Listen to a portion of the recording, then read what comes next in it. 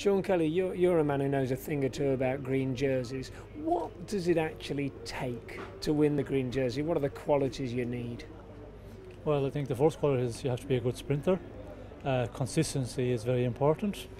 And then you have to look at your main rivals. And this year, if you look at the ones who are contesting the green jersey 100%, I think at the moment it looks like Cavendish and Thor Hushovd. And Hushovd is a difficult one to manage. We see a number of days ago he goes in the attack, picks up some points on the road. He's also a rider who can get over the mountains quite well, and he's really giving it more than 100% to get through the mountains. And we see he's taken the jersey from Cavendish, lost it, taken it back again. So it's becoming a big battle, and he's going to be a problem.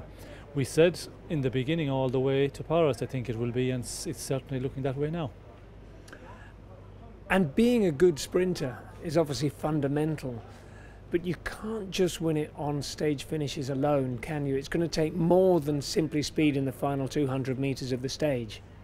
Well, it's not only sprinting. You have to be, as I say, consistency.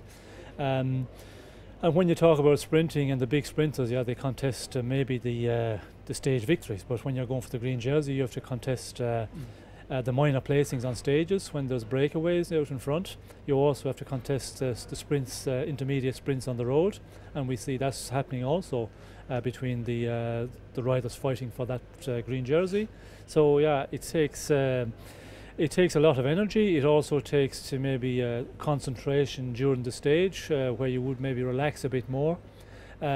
Medium mountain stages, sometimes after a climb there is a sprint bonification, or maybe two sprint bonifications, and there you have to try and get over the climb. You have to concentrate on that. So yes, it's very demanding consistency, not only effort-wise but also concentration-wise. And Sean, you were a very atypical rider in a sense. You were a great sprinter, but you could also get over the mountains, and I guess you were also very emotionally resilient.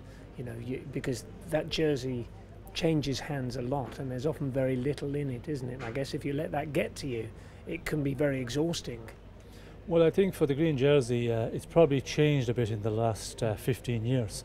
It's the riders maybe try and concentrate just on a classement, and where in my time, of course, I was doing also the general classement a lot of the years where I won the green jersey, and advantage with that, that I was in the medium mountain stages, certainly taking a lot of points where some of my main rivals were not in the position to do that. But it also has a negative effect where if you battle through the mountain stages and then you get on the flat stages to follow on, you can suffer from your efforts when you're riding for the general classement. So it works both ways, but I think in my time I wasn't one of the big sprinters, but I could manage to put up a very good sprint in the flat stages. But I picked up a lot of points in the mountain stages. Even in the bigger mountain stages, sometimes I was able to get through and take some points. So I had a huge advantage over the other riders going for green jersey.